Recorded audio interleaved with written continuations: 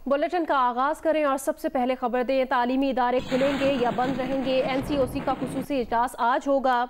इजलास में उलमा की तजावीज़ की रोशनी में रमज़ानुल मुबारक के दौरान ज़वाबित का जायजा भी लिया जाएगा।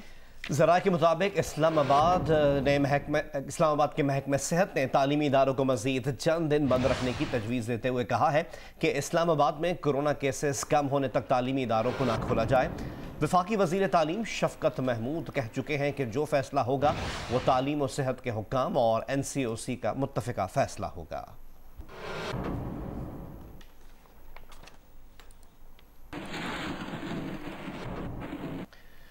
पाकिस्तान में कोरोना वायरस ने मजीद 103 अफराद की जान ले ली है। गुज़िश्ता रोज़ 46,665 टेस्ट किए गए। कोरोना के 3,953 नए मरीज सामने आए हैं पिछले 24 घंटों के दौरान। NCOC के मुताबिक 24 घंटे के दौरान मुस्बत केसेस की शरह 8.4% रही। कोरोना वबा के बायस मुल्तान में 70%, लाहौर में 67%, गुजरांवाला में 60% और इस्लामाबाद में 57% वेंटिलेटर्स पर मरीज ज़ेरे इलाज हैं।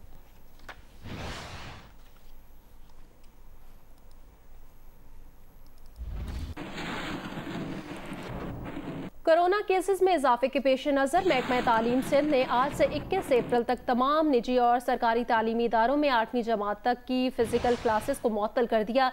इस दौरान ऑनलाइन क्लासेस समेत दीगर ज़राए इस्तेमाल किए जाएंगे और अगर सहूलत ना हो तो वालिदैन हफ्ते में एक बार स्कूल जाकर बच्चों का होमवर्क ले सकेंगे। सिंध कोरोना टास्क फोर्स की हिदायत पर सूबे में तमाम निजी और सरकारी तालीमी इदारों में 8वीं क्लास तक फ़िज़िकल तदरीस को 15 रोज़ के लिए मुअत्तल कर दिया गया है। दूसरी जानिब प्राइवेट स्कूल्स एसोसिएशंस ने तदरीसी अमल मुअत्तल किए जाने की मुखालफत करते हुए कहा है कि मुकम्मल लॉकडाउन से पहले स्कूल्स बंद नहीं किए जाएंगे। एसोसिएशंस ने मजीद कहा कि स्मार्ट लॉकडाउन की पॉलिसी इख्तियार की जाए। कराची समेत सिंध भर में कोरोना केसेस में इजाफे के बाद आज से 8वीं जमात तक तमाम सरकारी और निजी तालीमी इदारों को 21 मार्च तक बंद रखने का ऐलान किया गया है। तफसीलात बताएंगे नुमाइंदा जियो न्यूज़ कमर अली। जी, कोरोना वायरस के बढ़ते हुए केसेस के पेश नज़र महकमा तालीम ने सरकारी और निजी स्कूलों में 8वीं जमात तक जो है वो तालीमी जो सरगर्मियाँ हैं वो मुअत्तल कर दी हैं। महकमा तालीम का ये कहना है कि 8वीं जमात तक जो है वो तदरीस मुअत्तल होगी। स्कूल इंतज़ामिया बच्चों को जो है वो ऑनलाइन तरीके से जो पढ़ा सकते हैं। बच्चों को व्हाट्सएप, ईमेल के ज़रिए जो है होमवर्क भी दिया जा सकता है। साथ साथ बच्चों के वालिदैन सिर्फ हफ्ते में एक बार जो है होमवर्क लेने के लिए आ सकते हैं। हुकूमत का कहना है कि शहरी ज़्यादा से ज़्यादा जो है वो SOP का ख्याल रखें। ख़ास तौर पर जब घरों से बाहर निकलें तो मास्क पहनकर निकलें और कोशिश करें कि सोशल डिस्टेंसिंग का ख्याल करें, भीड़ वाली जगह में ना जाएं और गैर ज़रूरी तौर पर घरों से बाहर ना निकलें। जी, हुकूमत सिंध ने कोरोना वायरस की तीसरी लहर के दौरान केसेस की शरह बढ़ने के बायस आज से 15 रोज़ के लिए स्कूल्स बंद करने के अहकाम जारी किए हैं। मजीद बताएंगे हैदराबाद से नुमाइंदा जियो न्यूज़ अली नईम। जी बिल्कुल, कोरोना वायरस की तीसरी लहर के दौरान केसेस की शरह बढ़ने के सबब हुकूमत सिंध की जानिब से 8वीं जमात तक क्लासेस बंद करने का फैसला किया गया है और ये जो फैसला किया गया है 6 अप्रैल से 21 अप्रैल तक के लिए किया गया है। यानी 15 रोज़ तक जो 8वीं क्लास तक की जमातें हैं उसमें तदरीसी अमल मुअत्तल रहेगा, क्लासेस बंद रहेंगी। इस हुकूमती फैसले के ऊपर हैदराबाद के अंदर भी मुकम्मल तौर पर अमल दरामद करवाया जा रहा है। हैदराबाद के अंदर तमाम ही सरकारी और गैर सरकारी स्कूलों के अंदर 8वीं जमात तक क्लासेस बंद हैं।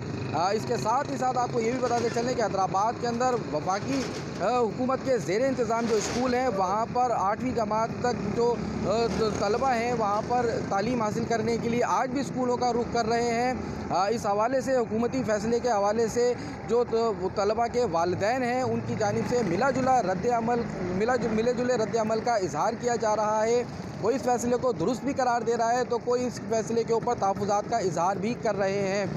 ताहम इस हवाले से ये भी बताते चलें कि हुकूमत सिंध की जानिब से ये भी कहा गया है कि 8वीं जमात तक चूँकि क्लासेस तो बंद रहेंगी लेकिन स्कूल का अमला बाकायदगी से स्कूल आएगा और तलबा को ऑनलाइन तालीम भी दी जा सकती है।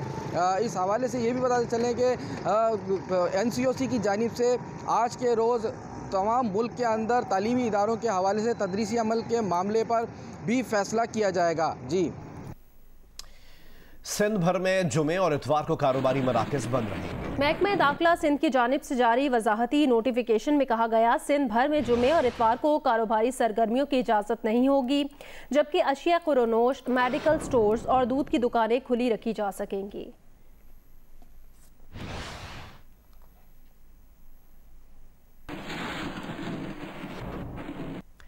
फैसलाबाद में कोरोना वायरस तेजी से फैल रहा है। हॉस्पिटल्स में भी मरीजों की गुंजाइश खत्म हो गई है। मजीद बता रहे हैं जियो न्यूज़ के नुमाइंदे हम्माद अहमद। जी, फैसलाबाद में कोरोना का फैलाव तेजी के साथ जारी है और अस्पतालों में कोरोना के मरीजों के लिए मखसूस किए गए बेड्स मुकम्मल तौर पर बढ़ चुके हैं। इसके साथ ही लॉकडाउन और जो कोरोना SOPs की खिलाफ वर्जी पर ज़िले इंतजामिया की कार्रवाइयाँ भी जारी हैं। गुज़श्ता 24 घंटों के दौरान मजीद 7 दुकानों को सील कर दिया गया है। इसके साथ 2 निजी स्कूल और 1 रेस्टोरेंट को भी सील किया गया है। और गुज़श्ता 3 हफ्तों की बात की जाए तो अब तक 1053 जो इमलाक है उनको सील किया गया है। 14 लाख से ज़ायद उनको जुर्माने किए गए हैं। दूसरी जानब सिविल अस्पताल की इंतजामिया ने आगाह कर दिया है कि उनके पास कोरोना के मरीजों के लिए बेड्स ख़त्म हो चुके हैं। इससे पहले अलाइड अस्पताल में मखसूस किए गए 220 बेड्स मुकम्मल तौर पर बढ़ चुके थे। अब गवर्नमेंट जनरल अस्पताल गुलाम अहमदाबाद में कोरोना के मरीजों के लिए बेड्स का इंतजाम किया जा रहा है। वहाँ पर जो वार्ड्स हैं वो मखसूस किए जा रहे हैं। जी, जिला बहावलपुर में कोरोना की तीसरी लहर रोज बरोज शिद्दत इख्तियार करती जा रही है। गुज़श्ता 24 घंटों के दौरान 84 अफराद में कोरोना पॉजिटिव होने की तस्दीक हुई है। कोरोना वबा से हलाकतें भी बढ़ रही हैं। मजीद बताएंगे बहावलपुर से जियो न्यूज़ के नुमाइंदे अमीन अब्बासी।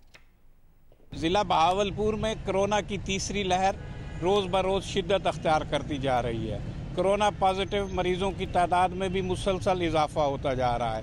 गुज़श्ता 24 घंटों के दौरान रिकॉर्ड 84 मरीजों का कोरोना टेस्ट पॉजिटिव आया है और अब ज़िले में कोरोना एक्टिव मरीजों की तादाद 650 से भी तजावज़ कर गई है। कोरोना मरीजों के लिए मुख्तस किए गए नवाब सर सादिक मोहम्मद खान अब्बासी हॉस्पिटल में इस वक्त 45 के करीब मरीज़ दाखिल हैं, जिनमें 8 मरीजों की हालत वो तशवीशनाक है और वो ICU वार्ड में वेंटिलेटर्स पर हैं।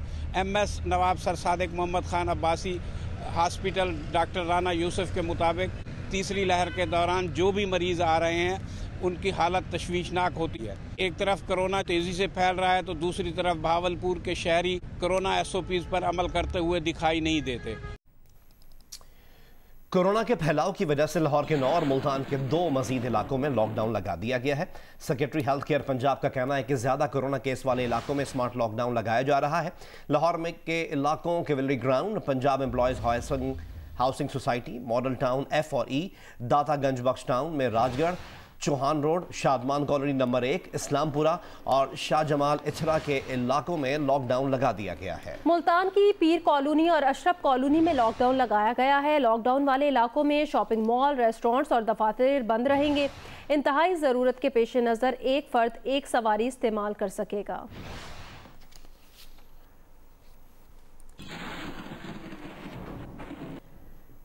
अभी आपको खबर दें, पाकिस्तान में 60 साल से ज़ायद उम्र के गैर मुल्की शहरियों की भी वैक्सीनेशन का फैसला किया गया है। आपको बताएं, कोरोना के फैलाव की वजह से कुछ इलाकों में लॉकडाउन भी लगाया गया है। इस्लामाबाद में 80 साल के बुजुर्ग शहरियों को सिंगल डोज वैक्सीन कैंसाइनो लगाना शुरू कर दी गई है। डिस्ट्रिक्ट हेल्थ ऑफिसर इस्लामाबाद के मुताबिक सिंगल शॉट वैक्सीन RHC तरलाई मरकज से लगवाई जा सकती है। तरलाई सेंटर सिंगल डोज वैक्सीन का इस्लामाबाद में वाहिद मरकज है। सिंगल डोज वैक्सीन की सहूलत सिर्फ 80 साल या इससे ज़ायद उम्र के शहरियों के लिए है।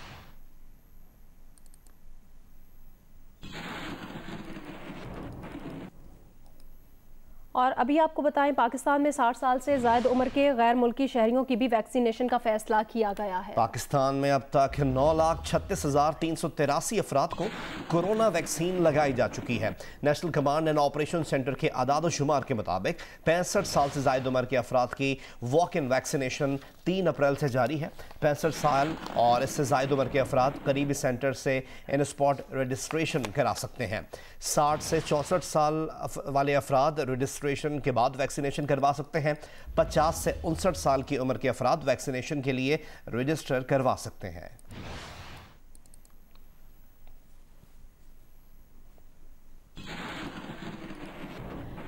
पाकिस्तान में 60 साल से ज्यादा उम्र के गैर मुल्की शहरियों की भी वैक्सीनेशन का फैसला किया गया है। हुकाम के मुताबिक गैर मुल्की हेल्थ केयर वर्कर्स की वैक्सीनेशन तरजीही बुनियादों पर की जाएगी। गैर मुल्की हेल्थ वर्कर्स और उम्र रसीदा अफराद की वैक्सीनेशन का फैसला NCOC की हिदायत पर किया गया है। NCOC के सरबराह असद उमर ने कहा है कि पंजाब और इस्लामाबाद में 80 साल से ज़ायद उम्र के शहरियों की वैक्सीनेशन घर पर की जाएगी।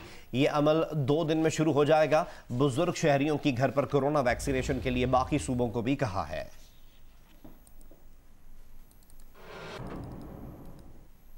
सऊदी वजारत हज और उम्रा ने उम्रा ज़ायरीन के लिए नई शराइत का ऐलान कर दिया। शराइत और ज़वाबित का इतलाक 1 रमज़ान से होगा। हरम शरीफ और मस्जिद नबी में कोरोना वैक्सीन की दोनों खुराकें लगवाने वाले ही जा सकेंगे। वैक्सीन की दोनों खुराक लगवाने वाले हरमैन में उम्रा, ज़ियारत और नमाजें अदा कर सकेंगे। उम्रा, ज़ियारत और नमाजों की अदायगी के इजाज़तनामे मुकर्ररा ऐप्स के जरिए ही होंगे। नमाजी मर्जी की तारीख और वक्त का तयन कर सकेंगे। मजीद आपको बताएं कि सूबा पंजाब, सूबा खैबर पख्तूनख्वा और बलोचिस्तान से सिंध के लिए ट्रांसपोर्ट, ट्रेन और फ्लाइट सर्विस बंद की जाएगी। सिंध हुकूमत ने विफाक से दरखास्त कर दी। सईद गनी कहते हैं अभी तक विफाकी हुकूमत ने जवाब नहीं दिया, लेकिन अगर विफाक ने फैसला नहीं किया तो सिंध हुकूमत अपने फैसले करेगी।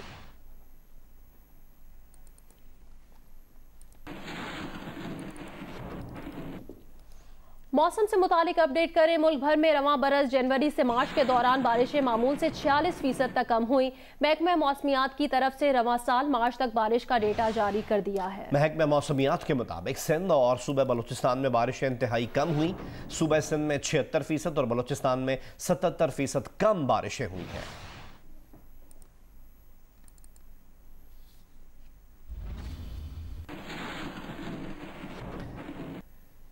चेलास शहर और गिरदुलवा में बारिश, जिसकी वजह से और मजीद अपडेट है कि पहाड़ों पर बर्फबारी भी हुई है। स्वात में भी कहीं कहीं बारिश हुई है। जनूबी पंजाब के शहरों विहाड़ी और बहावलपुर में भी हल्की बारिश के बाद मौसम खुशगवार हो गया। जैकबाबाद में भी बूंदाबांदी हुई है। महकमा मौसमियात का कहना है आज खैबर पख्तूनख्वा, शिमाली बलोचिस्तान और वस्ती पंजाब, गिलगित बल्तिस्तान और कश्मीर में तेज हवाओं और गरज चमक के साथ बारिश का इम्कान है। बालाई खैबर पख्तूनख्वा और कश्मीर में बाज़ मकामात पर मूसलाधार बारिश मुतवक्के है। इस दौरान बाज़ मकामात पर यालाबारी की तवक्को भी है।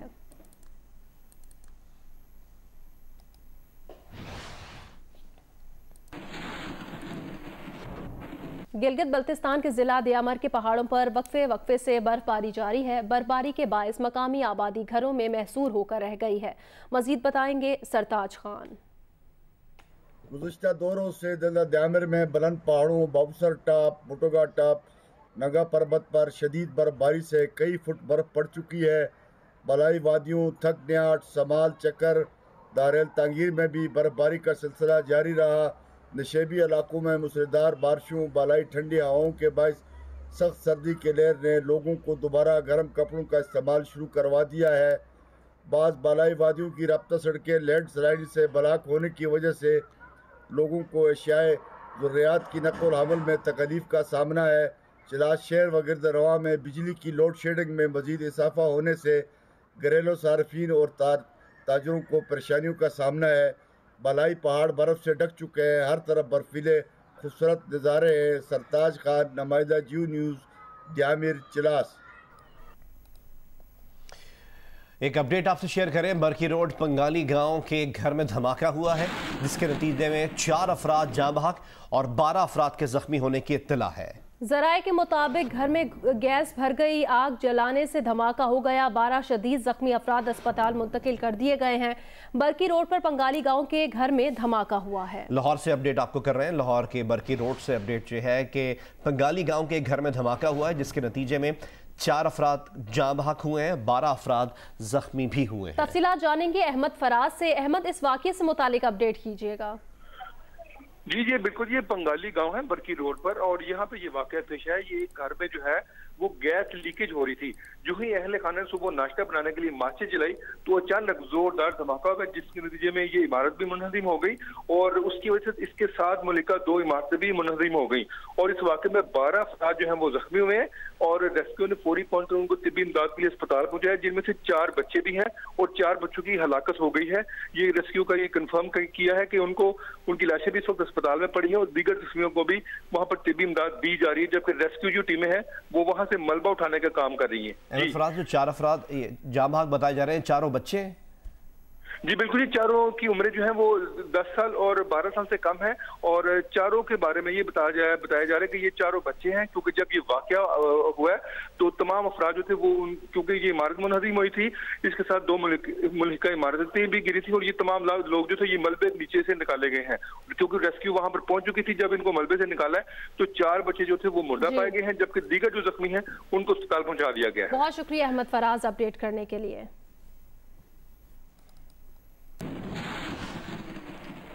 मुस्लिम लीग नून के रहनुमा एहसन इकबाल ने कहा कि सड़कों पर माहौल बना तो इस्तीफे दिए जा सकते हैं, लेकिन इस सूरत में इस्तीफे कभी नहीं देंगे कि पीपल्स पार्टी और काफ लीग के लिए हल्के खाली छोड़ दें और वो ज़िमनी इंतखाब में हमारी नशिस्तों पर बैठ जाएं। इतनी सियासी बूझ हमें भी है। उन्होंने ये बात जियो न्यूज़ के प्रोग्राम आज शाज़ेब खानज़ादा के साथ में बातचीत करते हुए कही। आपने ओपोजिशन के लिए कहा, सेनेट में ओपोजिशन लीडर के लिए पीपल्स पार्टी ने नहीं सुना। आज तो सेनेट के अंदर ओपोजिशन की भी ओपोजिशन खड़ी हो गई है, 2 अलग अलग प्लेटफॉर्म्स हैं। आपके शो कॉज नोटिस का जवाब देने की उनकी कोई नियत नजर नहीं आ रही है, तो आप पीपल्स पार्टी को बाहर करेंगे या आप लोग ऐसे ही आगे बढ़ जाएंगे पीपल्स पार्टी को माइनस करके? पिछली मीटिंग जो आपने पीपल्स पार्टी के बगैर की उन्हें शो कॉज किया उस पर भी उन्हें एतराज है। अब अगर पीपल्स पार्टी इसी तरह इसी रवैये पे रहती है तो मेरा ख्याल है कि फिर शायद एक इम्कान इसके अंदर, जैसे कहते हैं हर क्राइसिस में एक अपॉर्चुनिटी होती है, पीडीएम की जो बाकी मादा जमातें हैं इनमें बहुत हम आहंगी है और हो सकता है कि ये पीडीएम जमातें एक इंतखाबी इत्तेहाद के अंदर ढल जाएं जो कि अगले इलेक्शन में एक बहुत पोटेंट फोर्स होगा। मगर ऐसे इकबाल साहब 2 चीजें क्लियर हैं, एक तो आपको शो कॉज का जवाब नहीं आएगा, दूसरा आपको इस्तीफे की लिए हाँ नहीं मिलेगी पीपल्स पार्टी की तरफ से, तो उस सूरत में फिर ये समझा जाए कि आप उनके बगैर आगे बढ़ेंगे, क्योंकि उसके बगैर आप इस्तीफा तो आपने खुद ने भी नहीं देना है, तो फिर आगे क्या बढ़ेंगे आप?